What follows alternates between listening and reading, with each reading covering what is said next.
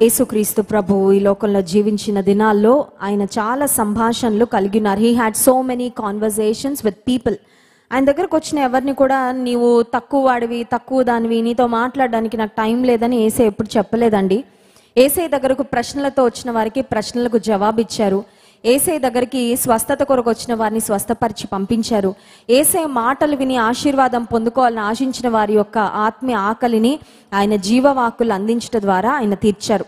Mark సువార్త 10వ అధ్యాయంలో యేసు ప్రభు వద్దకు వచ్చిన ఒక వ్యక్తికి యేసయ్యకు మధ్యలో జరిగిన ఒక సంభాషణ ఈ శుక్రవార ప్రార్థనలో మనం ధ్యానం చేసుకుందాం. మార్కు సువార్త 10వ అధ్యాయము 17వ వచనం నుండి కొన్ని వచనాలు మార్చి చదువుకుందాం. Gospel of Mark chapter 10, let us read from verse 17. 17వ వచనం నుండి. ఆయన బయలుదేరి మార్గమున పోచుండగా ఒకడు పరిగెత్తుకొని వచ్చి ఆయన ఎదుట మోకాళ్ళుని, సద్బోధకుడా, నిత్య జీవమునకు వారసుడ నగుటకు నేనేమి చేయుదునని ఆయనను అడిగెను.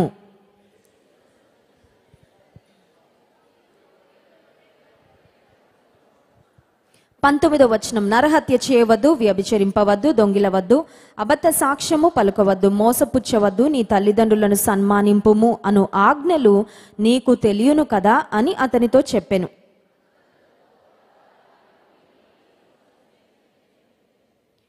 యేసు అతనిని చూచి అతని ప్రేమించి, నీకు ఒకటి కొదవగా ఉన్నది, నీవు వెళ్ళి నీకు కలిగినవన్నీ అమ్మి బీదలకిమ్ము, పరలోకమందు నీకు ధనము కలుగును, నీవు వచ్చి నన్ను వెంబడించుమని చెప్పెను.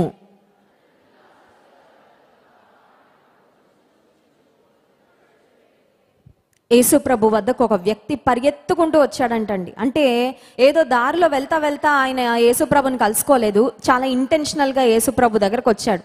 ఆశగా వచ్చాడు, ఆసక్తితో వచ్చాడు, ప్రశ్నలతో వచ్చాడు. ఒక మంచి ప్రశ్న తీసుకొచ్చాడు. He came with a good question to the good teacher. సద్బోధకుడా అంటున్నాడు, మంచి బోధలు చేసే బోధకుడా.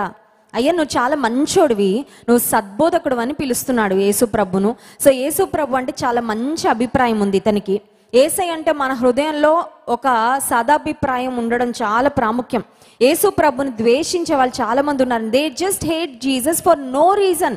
కారణం లేకుండా, ఆయన గూర్చి తెలుసుకోకుండా, ఆయన జీవితాన్ని గూర్చి సరిగ్గా అధ్యయనం చేయకుండా, ఎవరెవరో చెప్పిన మాటలు విని, లేకపోతే యేసు ప్రభుని నమ్ముకున్నామని చెప్పుకున్న వారి వలన ఒకవేళ మోసగించబడో, లేకపోతే ఏదో నష్టపోయో, అయ్యో యేసు ప్రభుని వీళ్ళు నమ్ముకున్నారండి కానీ వీళ్ళు ఇలా ప్రవర్తించారు మాతో, అందుకని ఇంక యేసు ప్రభు మాకొద్దని యేసయ్యకి దూరం అయ్యే వాళ్ళు చాలా మంది ఉంటారు. ఒక మాట చెప్పనివ్వండి, యేసు ప్రభు వద్దకు ఆయనను చూసి మనం రావాలి. కానీ చాలాసార్లు మనం అనుకుంటాం, యేసు ప్రభు నమ్ముకున్న వాళ్ళందరూ సరిగ్గా ఉన్నారండి, ఒకసారి చూపించండి మాకు, వాళ్ళు కరెక్ట్గా ఉంటే అప్పుడు మేము దేవుడి దగ్గరకు వస్తామండి అంటారు కొంతమంది. యేసు ప్రభువుని వెంబడిస్తున్న వారు, అనుసరించిన వారు, వారందరూ దే ఆర్ స్టిల్ స్టూడెంట్స్. వాళ్ళు ఇంకా నేర్చుకుంటూనే ఉన్నారు. ఎవరు కూడా పరిపూర్ణులు కాదు. ఈ లోకంలో మనం అంటూ ఫాలో అవ్వాల్సింది ఎవరైనా ఉంది అంటే అది యేసయ్యనే. హల్లెలూయా. ఆయనను ఫాలో అయితే ఇంకా నీ జీవితంలో నీకు ఏ సమస్య, ఏ ఇబ్బంది కూడా ఉండదు. నేనైతే నా జీవితంలో యేసయ్యను నా ఎదుట పెట్టుకొని ఆయనను గురిగా పెట్టుకొని ముందుకు వెళ్తూ ఉంటాను.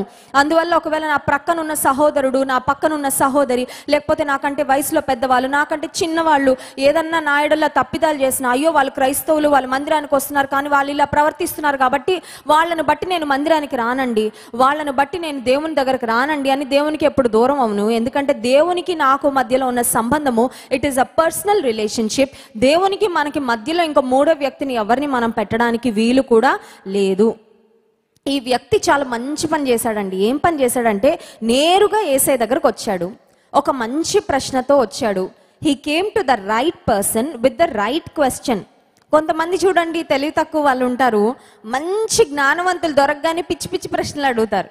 అసలు మంచి జ్ఞానం కలిగిన వాళ్ళని తెలియని నిగూఢమైన విషయాలు, మర్మాలు ఏమైనా చాలా కష్టమైనవి అడిగితే వాళ్ళు బాగా జవాబులు చెప్పగలరు. కానీ కొంతమంది ఏదో సిల్లీ క్వశ్చన్స్ అడిగి వాళ్ళు టైం వేస్ట్ చేసేస్తూ ఉంటారు. ఈ వ్యక్తి ఒక మంచి పని చేశాడు. ఏం మంచి పని అంటే మంచి ప్రశ్న పట్టుకొని వచ్చాడు. అతనికి ఉన్న ప్రశ్న ఏంటి? What was his question?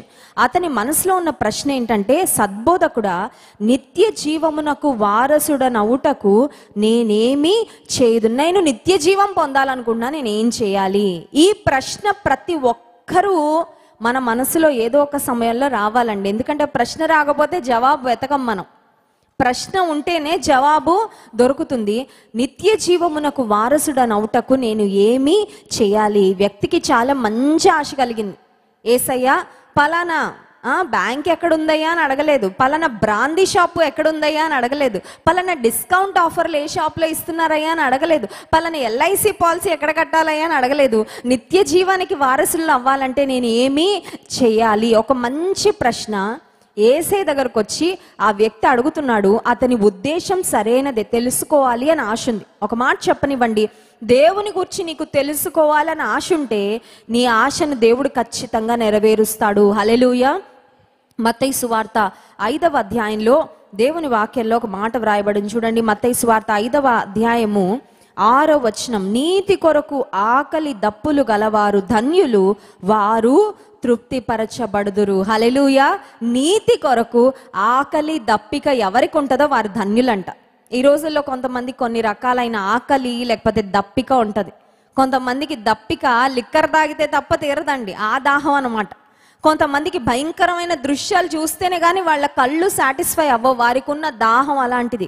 కానీ దేవుని వాక్యం చెప్తుంది, నీతి కొరకు ఆకలి దప్పులు నీవు కలిగి ఉంటే నీవు ధన్యుడవు, ధన్యురాలవు.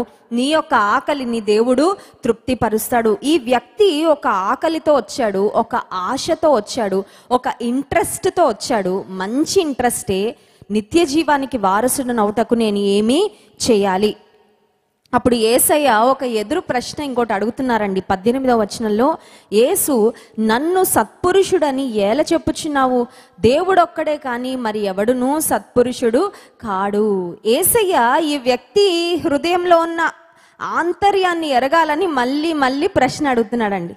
కొన్నిసార్లు దేవుని దగ్గరకు మనం ప్రశ్నలతో వస్తే దేవుడు కొన్నిసార్లు మన హృదయపు లోతుల్లో ఏముందో దాన్ని బయటకి తీస్తారు. చూడండి, దేవుని సన్నిధికి వచ్చి కూర్చున్న తర్వాత, దేవుని మందిరంలో కూర్చున్న తర్వాత మీ ఎక్స్పీరియన్స్ ఏంటో నాకైతే తెలియదు, కానీ నా జీవితంలో అయితే చాలాసార్లు నా అంతరంగంలోకి నేను చూసుకుంటాను. వాక్యాన్ని వింటూ ఉండగా నా అంతరంగం సరిగ్గా ఉందా లేదా, నా ఉద్దేశాలు సరిగ్గా ఉన్నాయా లేదా అని దేవుని సన్నిధిలోకి వచ్చినప్పుడు we reflect on our inner being. మన లోపల ఉన్న పరిస్థితుల గురించి మనం ఆలోచిస్తాం. యేసు ప్రభు కూడా ఈ వ్యక్తి లోపల ఏముందో పరిశీలిస్తున్నాడు, అడుగుతున్నాడు.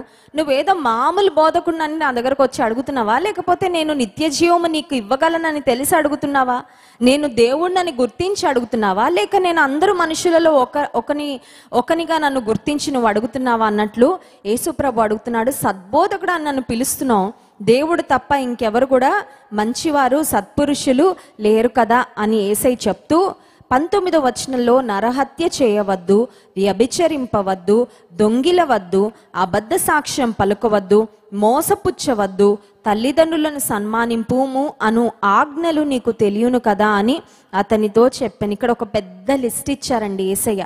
ఇవన్నీ కూడా పాత నిబంధన గ్రంథంలో మోషేకు దేవాతి దేవుడు సీనాయి కొండ మీద ఇచ్చిన 10 ఆజ్ఞలు. సో 10 ఆజ్ఞలు యేసయ్య మళ్ళీ ఈ వ్యక్తికి రిమైండ్ చేస్తా, ఇది ఫాలో అవుతున్నావా, ఇది ఫాలో అవుతున్నావా అని అన్నీ అడిగారు. అడగగానే ఈ వ్యక్తి దగ్గర ఒక సమాధానం ఉంది. ఆ సమాధానం ఏంటంటే, ఎస్ సార్, ఏం చెప్పారో అవన్నీ నేను ఫాలో అవుతున్నాను. 20వ వచనం, అందుకు అతడు, బోధకుడా, బాల్యము నుండి ఇవన్నీ అనుసరించుచునే ఉంటినని చెప్పెను. చూడండి, మన దగ్గరకు వచ్చి ఎవరైనా నువ్వు ఇలా చేస్తున్నావా, అలా చేస్తున్నావా, ఇలా ఉంటున్నావా, అలా అంటున్నావా అంటే మనం అంటాం, ఇది చేస్తున్నాను, అది చేస్తున్నాను, ఇది చేస్తున్నానని. మన దగ్గర కూడా ఒక లిస్ట్ ఉంటుందండి. So many times we try to justify our self. నేను మందిరానికి వెళ్తున్నానండి ప్రతి ఆదివారం, నమ్మకంగా దేవుని సన్నిధిలో నా దశమ భాగము ఇస్తున్నానండి, ప్రతిరోజు దేవుని సన్నిధిలో వ్యక్తిగతంగా ప్రార్థన చేసుకుంటున్నానండి, కష్టంలో ఉంటే ఇతరులకు ఏదో ఒకటి చేతనైనంత సహాయము చేస్తున్నానండి, పలానా విషయాల్లో నేను బాగానే ఉంటున్నాను, నేను యథార్థంగానే ఉంటున్నాను, నేను నీతిగానే ఉంటున్నానని చాలాసార్లు మనం చెప్తూ ఉంటాం.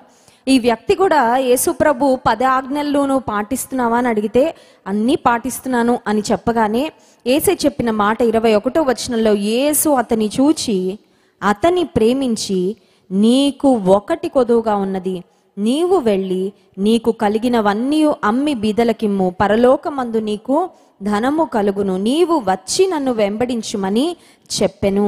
యేసయ్యకు ఈ వ్యక్తి యొక్క బ్యాక్గ్రౌండ్ తెలుసు, ఈ వ్యక్తి యొక్క పాస్ట్ తెలుసు, ఈ వ్యక్తి యొక్క హృదయం తెలుసు, ఇతని ప్రేమ ఎక్కడ ఉందో తెలుసు, ఇతని ఆశ దేని కొరకు ఉందో తెలుసు. అందుకే యేసయ్య చాలా సూటిగా ఒక మాట చెప్తున్నారు. అదేంటంటే, నీ ఆస్తిని అమ్మి నువ్వు బీదలకు ఇమ్ము. అంటే ఇప్పుడు దేవుడు మనందరినీ కూడా మన ఆస్తిని అమ్మేసి ఆయనను వచ్చి వెంబడించాలని, లేకపోతే బీదలకు పనిచేసి మనకేమి లేకుండా బ్రతకాలని దేవుడు కోరుకుంటున్నాడంటే కాదండి.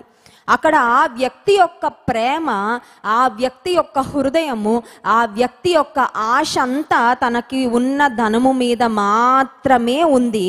అది మనుషులెవరికి తెలియకపోవచ్చు, కానీ దేవునికి తెలుసు. ఎందుకంటే దేవునికి మన అంతరంగము తెలుసు కనుక. దేవాది దేవుడు ప్రతి మనిషి నుండి ఏం కోరుకుంటున్నాడు? What is God desiring? మన బంగారు ఉంగరాలు కోరుకుంటున్నాడా, లేకపోతే మన డైమండ్ నెక్లెస్లు కోరుకుంటున్నాడా, లేకపోతే నీ ఆస్తిపాస్తులు కోరుకుంటున్నాడా? ఏం కోరుకుంటున్నాడంటే, మొట్టమొదటిగా నీ అన్డివైడెడ్ అటెన్షన్.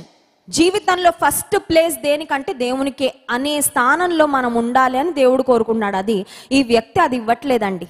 దేవునికి ప్రథమ స్థానం ఈ వ్యక్తి ఇవ్వట్లేదు, తన ఆస్తికి ప్రథమ స్థానము ఇస్తున్నాడు. కానీ అంటున్నాడు, నేను వ్యభిచరించడం లేదు, నేను ఎవరి దగ్గర దొంగిలించడం లేదు, నేను ఎవరిది ఏం ఆశించడం లేదు, అబద్ధ సాక్ష్యం పలకట్లేదు, మోసపుచ్చడం లేదు, తల్లిదండ్రులు సన్మానిస్తున్నాను, అన్నీ ఫాలో అవుతున్నాను కదా యేసయ్య అంటే. యేసయ్య అన్నారు, నీకు కలిగిన దానిని, ఆస్తిని అమ్మి బీదలకిమ్ము. ఇప్పుడు ఈ వ్యక్తి ప్రశ్నతో వచ్చాడు, ప్రశ్నకి సమాధానం వచ్చింది. కానీ ఈ వ్యక్తి సమాధానం వచ్చిన తర్వాత ఆ సొల్యూషన్ని లేకపోతే ఆన్సర్ని ఫాలో అవుతున్నాడా లేదో ఒకసారి చూడండి. 22వ వచనం, అతడు మిగుల ఆస్తి గలవాడు గనుక ఆ మాటకు ముఖము చిన్నబుచ్చుకొని దుఃఖపడుచు వెళ్ళిపోయెను. నాకు ఇష్టమైన ఒక కొటేషన్ ఏంటంటే, do not ask God to reveal his will unless you are willing to be obedient to his will. దేవుణ్ణి తన చిత్తం చెప్పమని, నీకు ఆయన చిత్తము జరిగించాలని మనసు లేకపోతే అడగద్దు అంట. అర్థమవుతుందండి? ఇంకొకసారి చెప్తాను.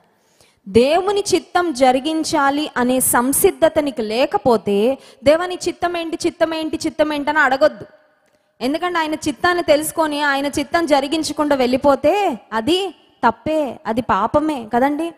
చాలాసార్లు దేవుని చిత్తం ఏంటండి, దేవుని చిత్తం ఏంటండి, దేవుని చిత్తం ఏంటండి అందరం అడుగుతూ ఉంటాం. ఆ ప్రశ్న ప్రార్థన చేసుకున్నప్పుడు, యేసయ్య నీ చిత్తం నా జీవితంలో జరిగించా అని అడుగుతాం.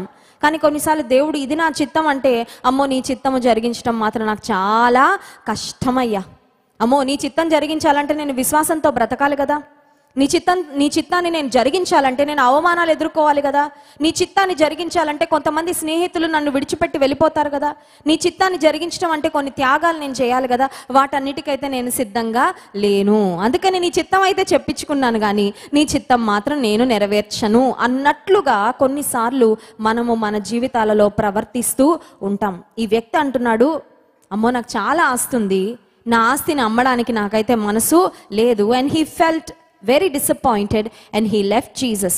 యేసయ్య దగ్గరకు పరిగెత్తుకుంటూ వచ్చాడు, మళ్ళీ పరిగెత్తుకుంటానే వెళ్ళిపోయాడండి. యేసయ్య కోరుకుంటుంది ఎవరి కొరకంటే, యేసయ్య ఎదురు చూస్తుంది ఎవరి కొరకంటే, జీవితం అంతా ఆయనను వెంబడించే వారి కొరకు దేవుడు చూస్తున్నాడు. God is looking for followers. అనుదినము ఆయనను వెంబడించే వారి కొరకు చూస్తున్నాడు. కానీ ఒకరోజు మీటింగ్కి అలా వచ్చి కూర్చొని వెళ్ళిపోయి మళ్ళీ యేసయ్య నీకు నాకు సంబంధం లేదనే వాళ్ళ కొరకు దేవుడు చూడడము లేదు. ఈ వ్యక్తి పరిగెత్తుకుంటూ వచ్చాడు, మంచి ఆశతో వచ్చాడు, మంచి ప్రశ్నతో వచ్చాడు, మంచి సమాధానం కూడా పొందుకున్నాడు. కానీ ఆ సమాధానాన్ని మాత్రం తన జీవితంలో ఆ యేసయ్య చెప్పిన మాటను, ఆయన చిత్తాన్ని మాత్రము నెరవేర్చలేకపోయాడు. దుఃఖపడుతూ బాధగా అక్కడి నుండి వెళ్ళిపోయాడంట.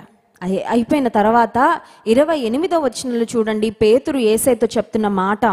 పేతురు, ఇదిగో మేము సమస్తమును విడిచిపెట్టి నిన్ను వెంబడించితిమని ఆయనతో చెప్పసాగాను. యేసయ్య, నీ కొరకు మేము సమస్తాన్ని విడిచిపెట్టాం. హ్యాట్స్ ఆఫ్, శిష్యులకి హ్యాట్స్ ఆఫ్. ఎందుకు?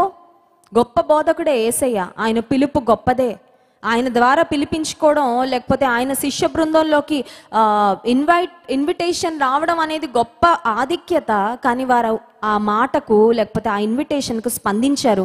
అది వారు చేసుకున్న భాగ్యం. దేవుడు కూడా మనకు అవకాశాలు ఇస్తూ ఉంటాడండి. నా వెంబడి రండి, నా చిత్తాన్ని నెరవేర్చండి, నన్ను వెంబడించండి, నా మాటలు అనుసరించండి అని. But it definitely involves a cost. ఫ్రీగా రాదండి. డాక్టర్ అవ్వాలంటే ఫ్రీగా అయిపోతారా? ఒక స్పెషాలిటీ ఒక ఏదైనా ఒక విభాగంలో ఒక కార్డియాలజీ లేకపోతే ఒక న్యూరాలజీ డిపార్ట్మెంట్లో ఒక ఉన్నత స్థితికి వెళ్ళి పెద్ద పెద్ద ఆపరేషన్లు చేయాలంటే, హార్ట్ ఆపరేషన్లు లేకపోతే బ్రెయిన్ సర్జరీస్ చేయాలంటే వాళ్ళు ఊరికే అయిపోతారా డాక్టర్లు? కష్టపడాలి. రాత్రులు పగళ్ళు నిద్రాహారాలు మాని కష్టపడి చదివి పరీక్షలు రాసి నిలబడి ప్రాక్టికల్స్ చేసి ఎంతో కష్టపడితే ఒక స్థానానికి వస్తారు. ఆ తర్వాత మనందరం అబ్బా డాక్టర్లు మీరు ఎంత గొప్ప మేలు చేస్తున్నారు, సమాజానికి ఎంత దీవెనకరంగా ఉన్నారు. యేసు ప్రభు పరమ వైద్యుడు. ఆయన దేహాన్ని మాత్రమే బాగు చేసేవాడు కాదు, ఆయన ఆత్మలు బాగు చేసిన పరమ వైద్యుడు. హల్లెలూయా. దేహాలకు వచ్చిన డాక్టర్స్, మన భౌతిక పరమైన డాక్టర్లు ఒకవేళ బాగు చేస్తారేమో, టానిక్లు ఇచ్చి సిరప్లు ఇచ్చి లేకపోతే టాబ్లెట్స్ ఇచ్చి ఆపరేషన్లు చేసి. కానీ పరమ వైద్యుడు కత్తులు వాడకుండా, పరమ వైద్యుడు థియేటర్లోకి తీసుకెళ్లకుండా, పరమ వైద్యుడు రికవరీ టైమే లేకుండా ఆయన దగ్గరకు వచ్చిన వాడిని అలా స్వస్థపరిచి పంపించాడండి. హల్లెలూయా. మన యేసయ్యలో ఉన్న గొప్పతనము అది. నీవు నమ్మగలవా? Can you believe in the power of Jesus? ఒక సూటి ప్రశ్న ఈ ఉదయకాల సమయంలో ఇక్కడ ఉన్న ప్రతి ఒక్కరిని అడుగుతున్నాను. అమ్మో ఆ రోజుల్లో చేశాడండి, కానీ ఈ రోజుల్లో చేస్తాడో లేదో ఐఎమ్ నాట్ ష్యూర్. నేను నమ్మలేను అంటే దేవుడు అంటాడు నేను అద్భుతం చేయలేను అంటాడు. సింపుల్. యేసయ్య నీ గొప్పతనాన్ని నీ శక్తిని నేను నమ్మలేను అంటే దేవుడు అంటాడు నీకు కూడా నేనేమీ చెయ్యలేను. నమ్ముట నీ వలనైతే నమ్మువానికి సమస్తము సాధ్యము. హల్లెలూయా. ఇక్కడికి వ్యాధితో వచ్చారేమో. Maybe you have come here with a disease, maybe you have come here with a sickness, maybe you have come here with a problem. నువ్వు ఇంటికి వెళ్ళే లోపే ఇక్కడ నువ్వు ప్రార్థనలు ఏకీపిస్తూ ఉన్నప్పుడే నిన్ను దేవుడు స్వస్థపరుస్తాడు. నువ్వు నమ్మగలవా? ఆమెన్. కొంతమంది ఆమెన్ చెప్తున్నారండి, వారిని బట్టి దేవునికి స్తుతి. కొంతమంది ఉంటారండి దేనికి మాట్లాడరు, ఏం మాట్లాడితే ఏమొస్తుందో అండి అని కామ్గా కూర్చుంటారు. యేసయ్య అని ఒక వాక్కు పలకగానే ఇది నా కొరకే నువ్వు తీసుకుంటే ఆ వాగ్దానము నీ స్వంతం అవుతుంది. ఆ వాగ్దానము నీ జీవితంలో ఖచ్చితంగా దేవుడు నెరవేరుస్తాడు. ఈ వ్యక్తి దేవుని నుండి ఒక వాక్ అయితే పొందుకున్నాడు. పరిగెత్తుకుంటూ వచ్చాడు, అయ్యా నిత్య జీవం పొందుకోవాలని ఆశపడుతున్నాను అని అడిగాడు. యేసయ్య ఎంత సంతోషించాడో.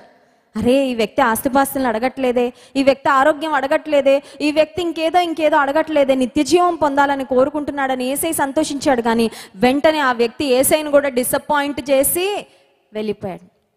మందిరంలోకి వస్తున్న మనము ఇక్కడ ఆయన సన్నిధిలో చేసే ప్రార్థనల ద్వారా, ఇక్కడ దేవుని సన్నిధిలో మనం చూపించే విధేయత ద్వారా, దేవుని సన్నిధిలో మనం సమర్పించుకునే విధానము ద్వారా దేవుడు ఆనందిస్తున్నాడా?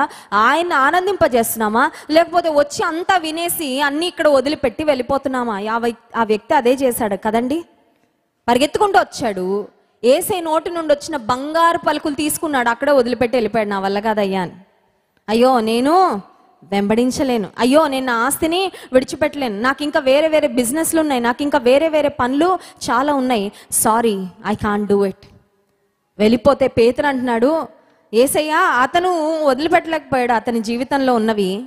హీ వాజ్ టూ ఎంటాంగిల్డ్, వేరే పరిస్థితులు అన్నిటితో అతను చుట్టుముట్టబడి ఉన్నాడు. కానీ మేమైతే నీ కొరకు అన్నీ విడిచిపెట్టాం కదా. పేతురుకు యేసయ్య ఇచ్చిన జవాబు చూడండి, 29వ వచనం. అందుకు యేసు ఇట్లా నేను నా నిమిత్తము సువార్త నిమిత్తము ఇంటినైనను అన్నదమ్ములనైనను అక్క చెల్లెండ్రనైనను తల్లిదండ్రులనైనను పిల్లలనైనను భూములనైనను విడిచిన వాడు ఇప్పుడు ఇహమందు హింసలతో పాటు 100 ఇండ్లను అన్నదమ్ములను అక్క చెల్లెండ్రను తల్లులను పిల్లలను భూములను రాబోవు లోకమందు నిత్య జీవమును పొందునని మీతో నిశ్చయముగా చెప్పుచున్నాను. హల్లెలూయా. పోగొట్టుకోవడంలో ఉన్న ఆశీర్వాదం ఇక్కడ యేసయ్య చెప్తున్నాడు. ఈ లోకంలో మనం అనుకుంటాం ఆశీర్వాదం అంటే అన్నీ సంపాదించుకోవడమే ఆశీర్వాదం అనుకుంటాం, అవునా కాదండి?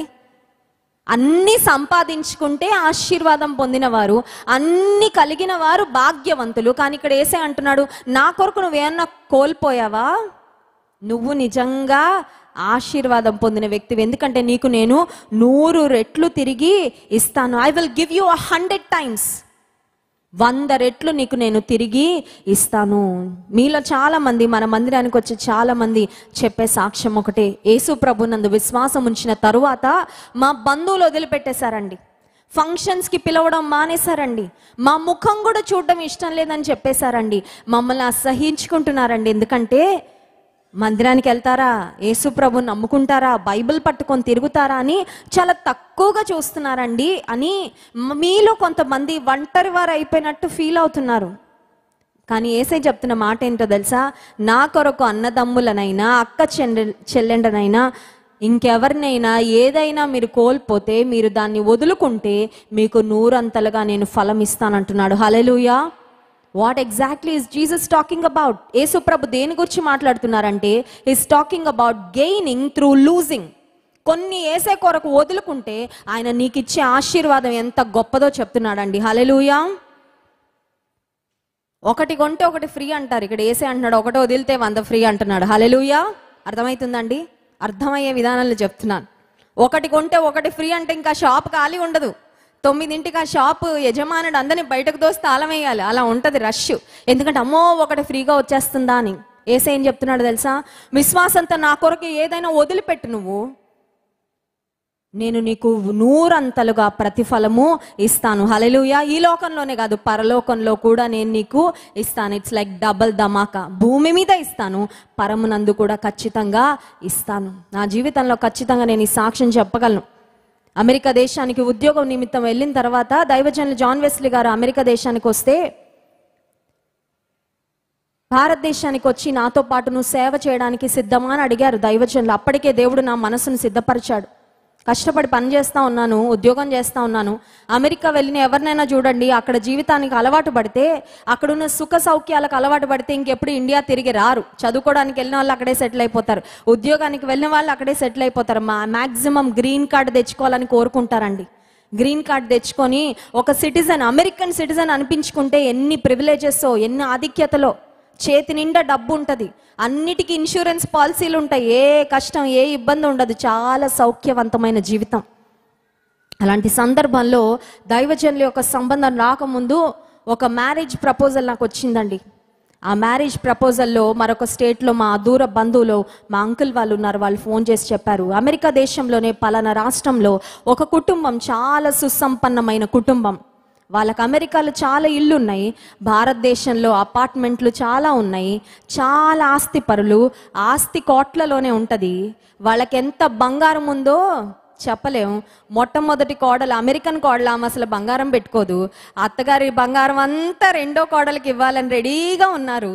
నువ్వు ఓకే అంటే నీ ఫోటో పంపించామమ్మా, నీ గురించి చెప్పాం, వాళ్ళు చాలా ఇష్టపడుతున్నారు, నువ్వు ఓకే అంటే నువ్వు ఇండియా కూడా వెళ్ళక్కర్లా, మీ అమ్మా నాన్న అమెరికా తెప్పించేసి నీ పెళ్ళి ఇక్కడే చేసేస్తామని చెప్పారు.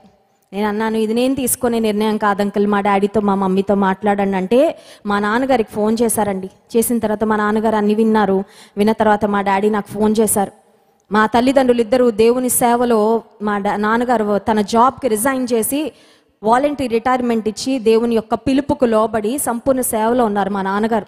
మా డాడీ ఎప్పుడైనా సరే వాళ్ళ అభిప్రాయాలే మా మీద రుద్దరు, మా ఇష్టాన్ని, మా యొక్క నడిపింపును కూడా మా డాడీ మరి కన్సిడర్ చేస్తారు. మా నాన్నగారు నాకు ఫోన్ చేసి అడిగారు, అమ్మ పలానా సంబంధం వచ్చింది, నువ్వు ప్రార్థన చేసుకో, నీ అభిప్రాయం ఏంటో చెప్పు అని చెప్పారు డాడీ.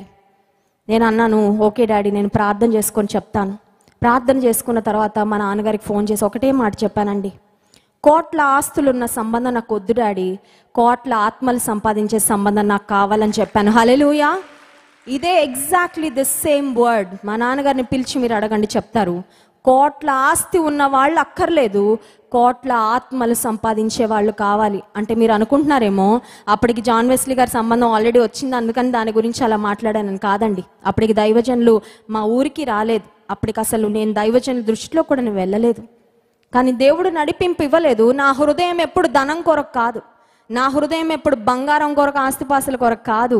అందుకే మా డాడీకి చెప్పాను, daddy I don't need it, నాకు ఇష్టం లేదు, నాకు నడిపింపు రావట్లేదు. మా నాన్నగారు అన్నారు, సరేనమ్మా ప్రార్థన చేద్దాం, దేవుని చిత్తం కొరకు ఎదురు చూద్దాం. ఆ తర్వాత మీకు తెలుసు మిగతాదంతా చరిత్రే. మా వివాహం అయిన తర్వాత నాకు రాజమండ్రి ఎలా ఉంటుందో తెలియదండి. రాజమండ్రిలో అంతకుముందు నేను ఎప్పుడు అడుగు పెట్టలేదు. 10వ తరగతిలో ఇక్కడే ఉన్నారు మా అత్త, వాళ్ళ ఇంటికి ఒకసారి వచ్చాం. రాజమండ్రి, ఆ బ్యారేజ్, ఆ కడియం అవన్నీ చూసేసి వెళ్ళిపోయాం 2 రోజులుండి. అంతే తప్ప రాజమండ్రి ఏంటో తెలీదు. ఇక్కడ సేవ ఎలా ఉంటుంది, సంఘం ఎలా ఉంటుంది, పరిస్థితులు ఎలా ఉంటాయి, మా అత్త మామలు ఎలా ఉంటారు, నన్ను ఎలా చూసుకుంటారు, నాకు ఏముంటాయి ఏముండవు ఏమీ తెలీదు. ఆత్మీయ తల్లి గారు ఒక మంచి ప్రశ్న అడిగారు పెళ్లి చూపులకు వచ్చినప్పుడు. ఏమడిగారు తెలుసా? ఒకరోజు రసం అన్నమే ఉంటుంది, మరి నీకు ఇష్టమైన అమ్మ సేవ అంటే అని అడిగారు. నేను చెప్పాను, రసం అన్నం అయినా పర్వాలేదు, దేవుడు ఏ ఆహారం ఇచ్చినా ఆహారం ఇవ్వకపోయినా పర్వాలేదు, ఆయన సేవ ఎప్పటి నుండో దేవుని సేవ పిలుపు నాకు ఉంది. చదువుకుంటూ చదువుల్లో కాలేజ్లో ఫస్ట్, స్కూల్లో ఫస్ట్, ఆ తర్వాత ఫస్ట్ కంపెనీకి క్యాంపస్ సెలక్షన్లో దేవుడు సెలక్షన్ ఇచ్చారు. ఎక్కడ కూడా ఒక రిమార్క్ వచ్చేటట్టు బ్రతకలేదు.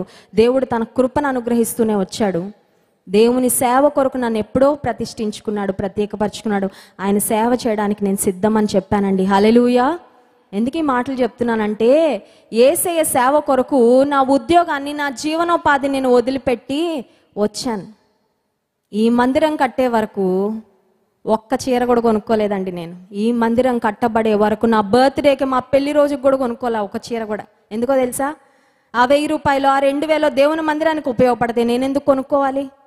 ఎవరో ఒకరు పంపించేవాళ్ళు. దైవజనులు మీటింగ్కి వెళ్తే పాస్టమ్మ గారికి చీర ఇవ్వండి, మా అమ్మగారు పంపించేవారు, మా అత్తగారు కొనిచ్చేవారు. లేకపోతే సంఘ బిడ్డలు ఎవరు, మేము గృహప్రవేశం చేసుకుంటున్నామండి, ఇదిగోండి దైవజనులకి బట్టలు పెట్టాలనుకుంటున్నామని దేవుడు ఎవరో ఒకరి ద్వారా పంపిస్తూ వచ్చేవాడు. వాటినే బర్త్డేకి, క్రిస్మస్కి, న్యూ ఇయర్కి కట్టుకుంటూనే ఉండేదండి. ఎందుకు ఈ మాటలు చెప్తున్నాను తెలుసా? నేను ఖచ్చితంగా గుండె మీద చేసుకొని చెప్పగలను, దేవుని కొరకు నేను వదులుకున్నాను. ఏదో దేవుడు ఆశీర్వాదం ఇస్తాడని కాదు, కానీ ఆయన సేవ చేయడం ఎంత గొప్ప భాగ్యమో తెలుసు కాబట్టి. హల్లెలూయా.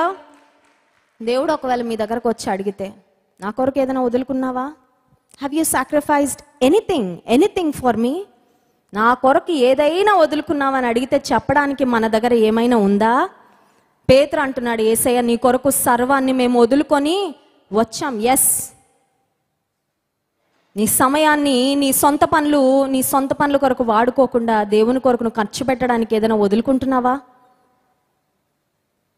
ట్రివాండ్రం అనే ప్రాంతంలో టీసీఎస్ ట్రైనింగ్ కొరకు 2 నెలలు వెళ్ళామండి. శనివారం కూడా ఆఫీస్ ఉండేది, ఆదివారం ఒక్కటే ఖాళీ ఉండేది.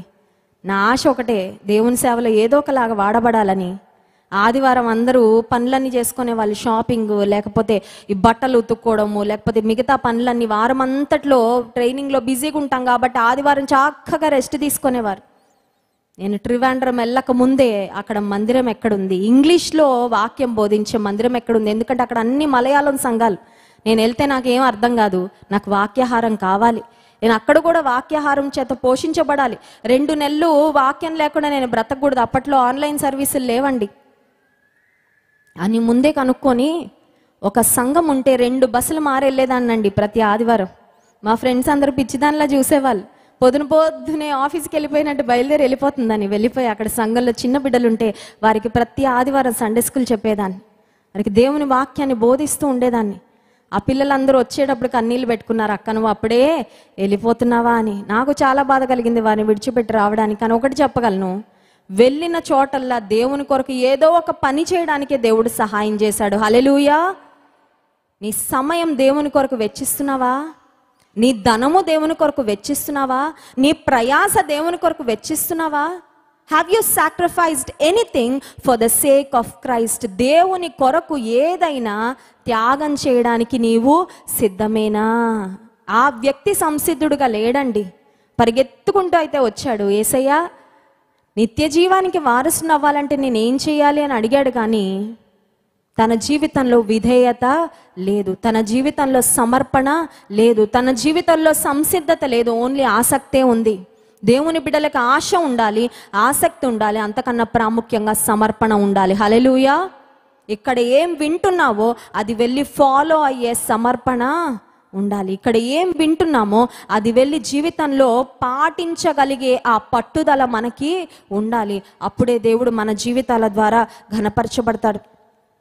యేసయ్య అంటున్న మాట చూడండి, 30వ వచనంలో, ఇప్పుడు ఇహమందు హింసలతో పాటు 100 ఇండ్లను, అన్నదమ్ములను, అక్క చెల్లెండ్లను, తల్లులను, పిల్లలను, భూములను, రాబోవు లోకమందు నిత్య జీవమును పొందునని మీతో నిశ్చయముగా చెప్పుచున్నాను. ఒకవేళ నీ సహోదరి, నీ సహోదరుడు నిన్ను వదిలిపెట్టారేమో, ఇంకా నీ అన్న చనిపోయాడనుకో, ఇంకా నీకు లేను నేను, ఎందుకంటే నువ్వు యేసు ప్రభువుని వెంబడిస్తున్నావు కదా. కొంతమంది ఎమోషనల్గా చాలా ఇబ్బంది పెడతా ఉంటారండి, బ్లాక్మెయిల్ చేస్తూ ఉంటారు. ఇంకా అమ్మా నాన్న లేరనుకో, నువ్వు మందిరానికి వెళ్తున్నావు కదా, ఇంకా నీకు ఇవ్వాల్సినవి ఏమీ ఇవ్వము, నీకు పెట్టాల్సినవి ఏమీ పెట్టము, నీకు చూడాల్సినవి ఏమీ చూడము. భూలోకపు తల్లిదండ్రులు చెయ్యి అలా వదిలిపెడితే పరలోకపు తండ్రి నేను ఎత్తుకొని మోసేస్తాడు. హల్లెలూయా. ఏం బాధపడక్కర్లేదు. భూలోకపు తల్లిదండ్రులు వాళ్ళకున్న కొంచెం పెడతారేమో నీకు, పరలోకపు తండ్రి మొత్తం భూమి మీద ఉన్న అన్ని ఆయనవి. ఆయన శ్రీమంతుడైన తండ్రి ఆయన చేతులు తెరిచి నీకు పెట్టడం మొదలు పెడితే నువ్వే వాటిని పట్టుకోవడానికి నీ రెండు చేతులు సరిపోవు. హల్లెలూయా. దేవునికి విధేయత చూపిస్తే, దేవుని కొరకు ఏదైనా వదులుకోవడానికి నీకు సంసిద్ధత ఉంటే దేవుడు అంటున్నాడు, ఐ విల్ కాంపెన్సేట్. భూమి మీద నేను ఆశీర్వదిస్తాను, నీ పక్షంగా నేను ఉంటాను, నీ పక్షంగా నేను కార్యాలు జరిగిస్తాను. అంత మాత్రమే కాదు, పరలోకమందు కూడా నీకు రెట్టింపు ఆశీర్వాదాన్ని దయచేస్తాను. యోబు భక్తుని యొక్క జీవితంలో మనం గమనించినట్లయితే చూడండి, యోబు గ్రంథము 1వ అధ్యాయము 3వ వచనాన్ని చదువుకుందాం. యోబు గ్రంథం 1వ అధ్యాయం 3వ వచనం. అతనికి 7,000 గొర్రెలు, 3,000 ఒంటెలు, 500 జతల ఎడ్లు, 500 ఆడుగాడిదలు కలిగి బహుమంది పనివారు అతనికి ఆస్తిగా ఉండెను గనుక తూర్పు దిక్కు జనులందరిలో అతడే గొప్పవాడిగా ఉండెను. He was rich. ప్రశ్న అడుగుతాను, చెప్పండి, గొప్పగా ఉండడం లేకపోతే భౌతిక పరమైన సంపద కలిగి ఉండడం పాపమా? భక్తులలో గొప్పవాళ్ళు లేరా? అబ్రహాము ధనవంతుడు, యోబు ధనవంతుడు, ఇస్సాకును దేవుడు మిక్కిలి గొప్పవాడగా అగునంత వరకు ఆశీర్వదించాడంట. ఈ లోక సంబంధమైన ధనం ఉండడం పాపం కాదు, కానీ ఆ ధనాన్ని చూసి గర్విస్తే పాపం. ఈ లోక సంబంధంగా ధనం ఉండడము పాపం కాదు, కానీ ఆ ధనాన్ని నువ్వు దేవుడి స్థానంలో పెడితే పాపం. ఈ లోక సంబంధంగా ధనం ఉండడం తప్పు కాదు, కానీ ఆ ధనాన్ని నీవు దేవుని కంటే ఎక్కువగా ప్రేమిస్తే తప్పు. బలం ఉండడం పాపమా? బలం ఉండడం పాపం కాదు. ఆ బలాన్ని ఇతరులను కొట్టడానికి, రౌడీజం చేయడానికి వాడితే పాపం. ఆ బలాన్ని దేవుని సేవలో వాడితే ఆశీర్వాదం. హల్లెలూయా. నాకు తెలుసండి, సాఫ్ట్వేర్ కంపెనీల్లో CEO స్థానాల్లో ఉండి దేవుని గణపరుస్తున్న వాళ్ళు ఉన్నారు. దేవుడి ఆ స్థితికి హెచ్చించాడు. ఆ స్థితికి హెచ్చించిన తర్వాత అక్కడ దేవుని కొరకు వారు సాక్షులుగా బ్రతుకుతున్నారు. దేవుని ప్రజలు ఎప్పుడు పేదరికంలో ఉండడం ఆయన చిత్తం కాదు. అందుకే వాక్యం సెలవిస్తుంది, ఆత్మ విషయమై దీనులైన వారు ధన్యులు, పరలోక రాజ్యము. బ్లెస్డ్ ఆర్ ద పూర్ అన్లా, blessed are the poor in spirit అన్నాడు. హల్లెలూయా. ఫిజికల్ గా భౌతిక పరంగా తక్కువ స్థితిలో ఉంటే వాళ్ళకి దీనత్వం ఉన్నట్టు కాదండి. చాలా మంది కన్ఫ్యూజ్ అయిపోతూ ఉంటారు. చిరిగిపోయిన బట్టలు కట్టుకొని మందిరానికి వస్తే దీనత్వం ఉన్నట్టు కాదు అది. చిరిగిపోయిన బట్టలు కట్టుకున్న హృదయం నిండా మదం ఎక్కి దేవుని విడిచిపెట్టి బ్రతికే వాళ్ళు దీనులు కాదు దేవుని దృష్టిలో. అలా అని భౌతిక పరంగా చక్కగా మంచిగా నీట్గా ఉన్న వాళ్ళు గర్విష్ఠులు కాదు. ఆత్మ విషయమై దీనులైన వారు ధన్యులు, పరలోక రాజ్యము వారిది. హల్లెలూయా. అందం ఉండడం పాపం కాదు. ఎవరిచ్చారు అందం? మన రూపురేఖలు ఎవరిచ్చారండి? దేవుడే. అందం ఉండడం పాపం కాదు, కానీ అందంతో ఇతరులను ఒకవేళ తప్పుడు మార్గంలో నడిపిస్తే, అందంతో దేహాన్ని అమ్ముకొని బ్రతికితే అది పాపం. కానీ నీకు దేవుడిచ్చిన వాటితో దేవుని గణపరుస్తూ బ్రతికితే అది ఆశీర్వాదం. హల్లెలూయా. పెద్ద ఇల్లు ఉండడం పాపమా? ఆ పెద్ద ఇంటిని దేవుని నివాస స్థానంగా చేయి. ఆ ఇంట్లో ఉన్న నీ బిడ్డలను దేవుని కొరకు పెంచు. ఆ ఇంట్లో పరిశుద్ధాత్మ దేవుని సన్నిధి ఉండేటట్టు చూసుకో, అది ఆశీర్వాదం. హల్లెలూయా. మంచి వాహనం ఉండడం పాపమా? చిన్న డొక్కు సైకిల్ వేసుకొని తిరగాల? ఆత్మలో దీనత్వం, అది కాదు, ఆత్మలో దీనత్వం. అర్థమవుతుందండి? ఒకసారంట ఒక సంఘంలో దైవజనుడు మంచి కారు కొనుక్కుంటే జనాలందరూ ఏడ్చేస్తున్నారంట. అంత పెద్ద కారు అవసరమా, అంత మంచి కారు అవసరమా అని. ఏమీ లేని కారు, ఎయిర్ బ్యాగ్ లేని కారు వేసుకొని దైవజనుడు వెళ్ళి యాక్సిడెంట్ అయి ప్రాణం పోతే ఎన్ని ఆత్మలకి నష్టం? సంఘం అంతా అనాథలుగా మిగిలిపోరా? ఆ దైవజనుడు ఉంటే ఇంకెన్ని ఆత్మలు సంపాదించేవారు, అవునా కాదా? ఎందుకు ఈ మాటలు చెప్తున్నానంటే, ఆత్మలో దీనత్వం అనేది it is related to your spirit, not related to your body. అది నీ ఆత్మకు సంబంధించింది కానీ నీ శరీరానికి సంబంధించినది కాదు. శరీర సంబంధంగా ఏమున్నా ఏమి లేకపోయినా నీవు కదలక నిత్యము నిలుచు సియోను కొండవలే దేవుని మీద ఆధారపడుతూ బ్రతికితే అది ఆశీర్వాదము. హల్లెలూయా. సంసోనుకు దేవుడు బలం ఇచ్చాడండి, స్పెషల్ స్ట్రెంగ్త్. ఒక ప్రత్యేకమైన స్థానం ఇచ్చాడు దేవుడు సంసోనుకు. కానీ ఆ బలాన్ని దేవుని కొరకు వాడడం ప్రక్కన పెట్టి తప్పుడు మార్గాల్లో వెళ్ళిపోవడం ప్రారంభించాడు సంసోను. దేవునికి దూరం అయిపోయాడు. దేవుని ఆత్మ అతన్ని ఎడబాసనని సంసోను తెలుసుకోలేకపోయాడు. ఒకరోజు శత్రువుల చేతిలో కీలుబొమ్మగా సంసోను మిగిలిపోయాడు. దేవుడిచ్చిన బలమే, కానీ దేవుని కొరకు వాడలేక, దేవుని గణపరచలేక నష్టపోయాడు సంసోను తన జీవితంలో. ఈ వ్యక్తికి దేవుడే ఇచ్చాడు ధనం, అవునా కాదా? God has given him wealth, God has given him prosperity, God has kept him in a good position. దేవుడు ఒక ఉన్నత స్థానంలో పెట్టాడు. అతను అనుకున్నాడు ఈ ఆస్తి నాకు చాలా ప్రియమైంది, కానీ దేవుడు మాత్రం కాదు. కొంతమంది ధనవంతులు వాళ్ళు ఎప్పుడు చనిపోతారని ఎంత బాధపడతారో ఎందుకు తెలుసా?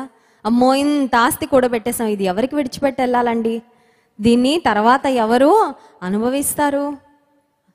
ఒకడు లోకమంతా సంపాదించుకొని తన ప్రాణమును if he gains the whole world but loses his own soul, ఆత్మను సంపాదించుకోకుండా లోకమంతా సంపాదించుకుంటే వ్యర్థమే వ్యర్థమే వ్యర్థమే.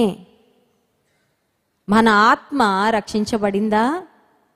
మన ఆత్మ రక్షించబడడానికి ఒకవేళ లోక సంబంధమైన కొన్ని బంధకాల్లో నుండి నీవు బయటకు రావాల్సి వచ్చినా నీవు ఆ బంధకాల్లోనే ఉండిపోవడానికి ఇష్టపడుతున్నావా? మనుషులకు ఇష్టం లేనిది ఏంటంటే మార్పు అండి. People don't like change. చూడండి, పాతింటి నుండి కొత్త ఇంటికి వెళ్ళాలని ఉంటుంది చాలా మందికి, ఎందుకంటే ఇరుకైపోతూ ఉంటుంది ఇల్లు. సామాన్లు ఒకదాని మీద ఒకటి కూర్చేసి ఊపిరాడనంత ఇరుగ్గా ఉంటుంది, కానీ మార్పు అంటే ఇష్టం ఉండదు. వెళ్ళాలని ఉంది కానండి, అలవాటు పడిపోయాం కదండి, ఇంకా ఇదే ఇంట్లో ఏదోలాగా సాగిపోదాంలేండి. లేదంటే కొత్త ప్రాంతం వెళ్ళాలని ఉందండి, కానీ ఇక్కడే అలవాటు పడిపోయాం కదండి, ఇంక ఇక్కడ నుండి మారడానికి ఇష్టమో లేదు. Sometimes we are just so comfortable with where we are. మనం ఎక్కడున్నాం అక్కడ చాలా బాగా సర్దుకుంటాం, అన్నీ సర్దేసుకొని అన్నీ చక్కగా పెట్టేసుకొని ఇక్కడ నుంచి నేను ఒక్క అడుగు కూడా ముందుకి వేయను. ఒకవేళ దేవుడు నిన్ను అక్కడ నుండి లేచి నడువు ప్రయాణం చేయంటే నువ్వు ప్రయాణము చేయాలి. You have to get up and travel. Abraham అదే చేశాడు. ఏం వదిలిపెట్టాడు అబ్రహాము? చూడండి, ఆదికాండము 12వ అధ్యాయంలో మనం చూసినట్లయితే అబ్రహామును దేవుడు పిలిచినప్పుడు, అబ్రహాముకు దేవుడు పిలిపించినప్పుడు అబ్రహాము వెంటనే దేవుని మాటకు చూపించిన విధేయత మనం గమనిస్తాం. ఆదికాండం 12వ అధ్యాయం 1వ వచనం, యెహోవా నీవు లేచి నీ దేశము నుండి, నీ బంధువుల యొద్ద నుండి, నీ తండ్రి ఇంటి నుండి బయలుదేరి నేను నీకు చూపించు దేశమునకు వెళ్ళుము. God said get up and go. కొన్నిసార్లు గెటప్పే కష్టం కదా. సోఫాలో టీవీ ముందు కూర్చుంటారు చిప్స్ తింటా, అమ్మ లేరా అంటే ఎంత కష్టమో. అక్కడ ఏదో కింద అయస్కాంతం ఏదో మ్యాగ్నెట్ వేసి అతికిచ్చేసినట్టు ఫెవికాల్ వేసి అంటించేసి కదలరు. అక్కడే రాత్రి పడుకోనేదాకా సోఫాకే అతుక్కొని ఉంటారు. కొంతమంది మోకాళ్ళు వేసి ప్రార్థన చేయడానికి కాళ్ళు రావు. లే, అబ్రహాముతో అంటున్నాడు టేక్ సమ్ యాక్షన్. విధేయత అంటే అది నీ మనసులో ఉండేది కాదు, అది నువ్వు క్రియలలో చూపించేది. హల్లెలూయా. It's not just about listening to God, it's about putting into action what God has spoken. దేవుడు ఏది మాట్లాడాడో దాన్ని క్రియలలో నీవు నెరవేర్చుట. లే, నీ బంధువుల యొద్ద నుండి, తండ్రి ఇంటి నుండి బయలుదేరు. జీపీఎస్ ఉందా ప్రభా? రూట్ మ్యాప్ ఒకసారి ఇవ్వు నాయన, జీపీఎస్ పెట్టుకొని వెళ్ళిపోతాం. ఈ రోజులో మనకి జీపీఎస్ వచ్చింది కదండి. జీపీఎస్ పెట్టేసుకుంటే turn left, turn right, go for 2 kilometers ఇవన్నీ చెప్తుంది ఇన్స్ట్రక్షన్స్. ఎప్పుడైనా చెప్పింది వినకుండా వెళ్ళిపోతా ఉంటే మళ్ళీ చెప్తా ఉంటుంది, ఏ మొద్దుల్లారా మీకు అర్థం అవ్వట్లేదా, మళ్ళీ వెనక్కి వెళ్ళండి. అవునా కాదా? అబ్రహాముకి జీపీఎస్ ఉందండి, అబ్రహాము శారాకి జీపీఎస్ లేదండి. అబ్రహాము శారాకి రూట్ తెలీదు. వాళ్ళకి పరిస్థితులు చాలా అన్కంఫర్టబుల్ అయిపోతాయి ఇంటి నుండి బయలుదేరి వెళ్తే. ఎందుకంటే ఇంట్లో వస్తువులు కావలసినవన్నీ చక్కగా మర్చిపెట్టుకున్నారు. దేవుడు అంటున్నాడు నువ్వు బయలుదేరాలి, నేను చూపించే దేశాన్ని. As you go I will tell. నువ్వు వెళ్తా ఉంటే నేను చూపిస్తాను నువ్వు ఎటు వెళ్ళాలో. నువ్వు ముందు లేచి బయలుదేరు. It was a great step of faith. గొప్ప విశ్వాసపు అడుగులు అబ్రహాము వేశాడు. అందుకే విశ్వాసులకు తండ్రి అయ్యాడు. హల్లెలూయా. నీ ఇంటికి మొత్తానికి ఆశీర్వాదం రావాలంటే బహుశా దేవుడు నీకు చెప్తున్నాడేమో నువ్వేం చేయాలో. అది నువ్వు చేస్తే ఎవ్రీబడి ఎల్స్ విల్ ఫాలో. నీ వెనకాల ఒకవేళ కుటుంబ యజమానులతో దేవుడు మాట్లాడితే, కుటుంబ యజమానుడు దేవుని వాక్యానికి విధేయత చూపించి అడుగులు వేస్తే భార్య బిడ్డలందరూ కూడా వెనకాల ఫాలో అవుతారు. నీవు దేవుని పట్ల చూపించిన విధేయతకు నీ కుటుంబం అంతటికి కూడా ప్రతిఫలం వస్తుంది. హల్లెలూయా. కొంతమంది ఉంటారండి, అన్నిటికీ అడ్డుబండలు వేస్తూ ఉంటారు. వాళ్ళు ప్రార్థన చేయరు, ఇంకొకరిని చేయనివ్వరు. వాళ్ళు దేవునికి ఇవ్వరు, ఇంకొకరిని ఇవ్వనివ్వరు. వారు దేవుని కొరకు పని చేయరు, ఇంకొకరిని పని చేయనివ్వరు. వెనక్కి లాగే బ్యాచ్ అన్నమాట. దేవుని కొరకు ముందుకు వెళ్ళకూడదు. ఒకవేళ ఈ భార్య దేవుని విషయంలో పలానా ప్రేరేపణ నాకు కలుగుతుందండి, let's do it for the Lord, దేవుని కొరకు ఇది చేద్దామంటే, ఒకవేళ మీకు ఐడియా రాకపోయినా దేవుడు మీకు ఇచ్చిన భార్యల యొక్క మాటను విని ముందుకు వెళ్ళాలి. ఎందుకంటే దేవుని విషయంలో మనం ముందుకెళ్తే దేవుడు మన కుటుంబాన్ని ముందు పెడతాడు. హల్లెలూయా. ఒకవేళ మీ కుమార్తె చెప్తుందేమో, మన సంఘంలో చాలా సాక్ష్యాలు ఉన్నాయి. కుమార్తె ముందు దేవుని మందిరానికి వచ్చి తన తల్లిదండ్రులను మందిరానికి నడిపించిన బిడ్డలు ఉన్నారు. కుమారుడు ఫస్ట్ దేవుని మందిరానికి వచ్చి సండే స్కూల్కి వచ్చి దేవుని వాక్యాన్ని విని రక్షణ పొంది తల్లిని, తండ్రిని, అక్క చెల్లెలను తీసుకొచ్చిన సంఘటనలు కూడా చాలా ఉన్నాయి. అబ్రహాము విధేయత చూపించాడు. ఆ విధేయతను బట్టి అబ్రహామును దేవుడు ఆశీర్వదించి గొప్ప జనముగా చేశాడు. God made Abraham as a blessing. అబ్రహామును ఎంత ఆశీర్వదించాడంటే, అబ్రహాముకు సరిపోయే ఆశీర్వాదాలే కాదు, అబ్రహామును బట్టి భూమి మీద ఉన్న వారందరినీ కూడా దేవుడు ఆశీర్వదించి అబ్రహాము యొక్క సంతానాన్ని లెక్కించలేని ఇసుక రేణువులంతగా దేవుడు అభివృద్ధిని కలుగజేశాడు. కానీ ఈ యవ్వనస్తుడు, మార్కు సువార్త 10వ అధ్యాయంలో మనం చూసిన యవ్వనస్తుడు చిన్నపుచ్చుకొని దుఃఖపడుచు తాను తిరిగి వెళ్ళిపోయాడు. ఈ శుక్రవార ప్రార్థనకు వచ్చిన మన ఎదుట ఒక ప్రశ్న. అబ్రహాము వలె దేవుని మాటకు విధేయత చూపించి ఆయన మాటను అనుసరిస్తూ కష్టమైన, నష్టమైన, అవమానాలైన, నిందలైన, శ్రమలైన, కొన్నిసార్లు దెబ్బలైన, కొంతమంది స్త్రీలు ఉన్నారండి, దేవుని మందిరానికి వస్తున్నందుకు వాళ్ళ మందిరం నుంచి వెళ్ళాక దెబ్బలు తింటున్న వాళ్ళు కూడా ఉన్నారు. దేవుని సన్నిధిలో చాలా ఇబ్బంది అయినప్పటికీ రిస్క్ తీసుకొని వస్తున్న వాళ్ళు ఉన్నారు. ఒక సహోదరి మాకు సాక్ష్యం చెప్పింది. ఆమె భర్త చెప్పాడంట, నువ్వు ఇంకొకసారి మందిరానికి వెళ్ళినట్లు కనబడితే నీకు విడాకులు ఇస్తానని.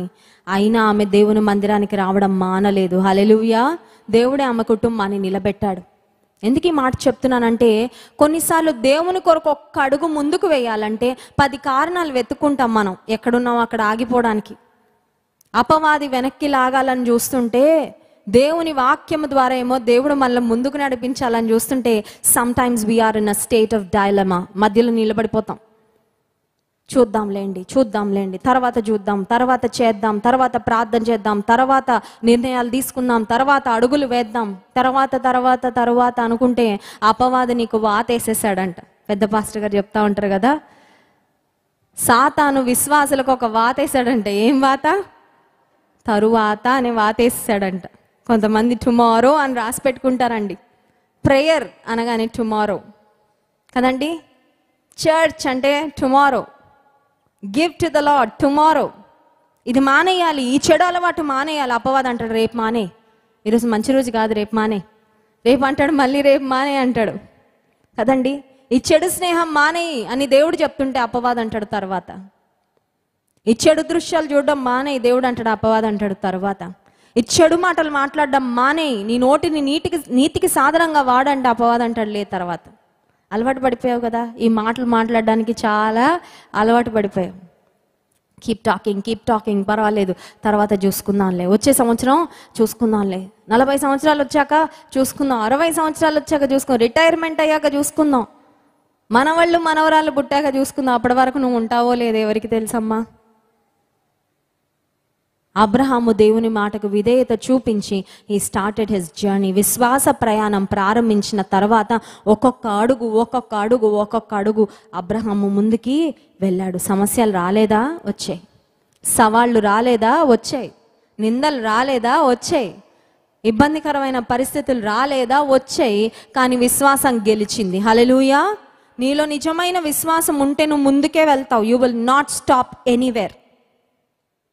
బాల్ అంట కిందకేసి కొడితే, ఎక్కువ ప్రెషర్ తీసి కొడితే ఇంకా పైకి వెళ్తుందంట. హల్లెలూయా. అపవాది కొన్నిసార్లు చాలా గట్టిగా కొడతాడండి కిందకి. నిన్ను అవమానపరచాలని, నిన్ను ఇబ్బంది పెట్టాలని అపవాది వెనక్కి లాగాలని చూసి డిసప్పాయింట్మెంట్. నిన్నటి దినము గోవా ప్రాంతంలో మేము ఉన్నాం. చాలా అద్భుతమైన మీటింగ్ జరిగించడానికి దేవుడు సహాయం చేశారు. 200 మందికి పైగా దేవుని ప్రజలు వచ్చి దేవుని వాక్యాన్ని విన్నారు. ఇక్కడ ఒక బ్రదర్ చెప్తున్నారు సాక్ష్యం, ఎన్ని కాంపిటేటివ్ ఎగ్జామ్స్ రాసినా అన్ని ఫెయిల్ అయ్యారంట. Every exam he couldn't clear. Government jobs ఎన్ని అప్లై చేసి రాస్తా ఉంటే అన్నీ ఫెయిల్ అయిపోవడం, ఒక్కొక్క మార్క్ 2 మార్కుల్లో మిస్ అయిపోతుంటే అపవాదం అన్నాడంట, అయిపోయింది. ఉన్నాడంటవా దేవుడు? ఆ సమయంలో బ్రదరు దేవుని వైపు చూసి అడిగాడంట, ప్రభువా నువ్వు ఉన్నావని నాకు తెలుసు, నువ్వు నా పక్షంగా ఉన్నావు అనడానికి నువ్వు అతి త్వరలో కార్యం చేయి ప్లీజ్. ఇంకా నాకు శక్తి లేదు, ఇంకా నాకు ఓపిక లేదు, ఇంకా ఓటమి తట్టుకునే పరిస్థితి నాకు లేదు ప్రభు అని అడిగితే ద ఇమీడియట్ నెక్స్ట్ రోజే ఆయనకు ఒక ఈమెయిల్ వచ్చిందంట, నువ్వు పలానా జాబ్కి సెలెక్ట్ అయ్యావని. హల్లెలూయా. కొన్నిసార్లు అనుకుంటాం దేవుడు ఇంత పరీక్షిస్తున్నాడు ఏంటండి, ఇన్ని శ్రమలు ఏంటండి, ఇన్ని ఇబ్బందులు ఏంటండి, ఇన్ని ఫెయిల్యూర్సా, ఇన్ని రిజెక్షన్సా, ఇంకా నా వల్ల కాదు. అదే చెప్పు యేసయ్యకి. ఆ మాట నువ్వు ఏదనుకుంటున్నావు అది ఆయనకు చెప్పే. తెగేదాకా ఆయన దారాన్ని లాగడండి. హల్లెలూయా. నీకు ఓర్పు నేర్పిస్తున్నాడేమో, నీకు విశ్వాసాన్ని నేర్పిస్తున్నాడేమో, నువ్వు ఎంతగా ఆయన మీద ఆధారపడతావు చూస్తున్నాడేమో. అదొక పరీక్ష ఏమో, కానీ దారం తెగే వరకు మాత్రం ఆయన నిన్ను నశించిపోయేలా కృషించిపోయేలా మాత్రం నిన్ను ఖచ్చితంగా ఆయన విడిచిపెట్టడు. ఒకవేళ నీకు అవమానం వస్తే ఆయన బిడ్డవు కాబట్టి ఆయనకు కూడా అవమానమే కదా. ఈ ఉదయకాల సమయంలో ఏ పరిస్థితులు ఇక్కడికి వచ్చామో నీ మాట చొప్పున నేను జరిగిస్తా ప్రభా, నీ మాటకు నేను విధేయత చూపిస్తా. అబ్రహాము వంటి విధేయత. నీ మాటను బట్టి లేచి ప్రయాణం చేసుకుంటూ ముందుకు వెళ్ళాడు. ఒకవేళ ఏదైనా వదులుకోవాల్సి వచ్చినా నేను ఐఎమ్ రెడీ, నాకు ఏది ఎక్కువ కాదు అని నువ్వు యేసయ్యకు చెప్పు. ఆయన నిన్ను అన్ని విషయాలలో నడిపిస్తాడు, అన్ని విషయాలు నడిపిస్తాడు. ఒకవేళ యవనస్తుని వాళ్ళు ఇప్పటి వరకు ఉన్నావేమో, అన్ని వింటూనే, అన్ని గ్రహిస్తూనే, అన్ని తెలుసుకుంటూనే ఏమి చేయకుండా మౌనంగా వచ్చి మౌనంగా వెళ్ళిపోతుంటే మనల్ని బట్టి దేవునికి సంతోషము ఉండదు. ఆయన మాటకు విధేయత చూపించే వారి కొరకు దేవుడు చూస్తున్నాడు. ఆయన చిత్తానికి అప్పగించుకుందాం.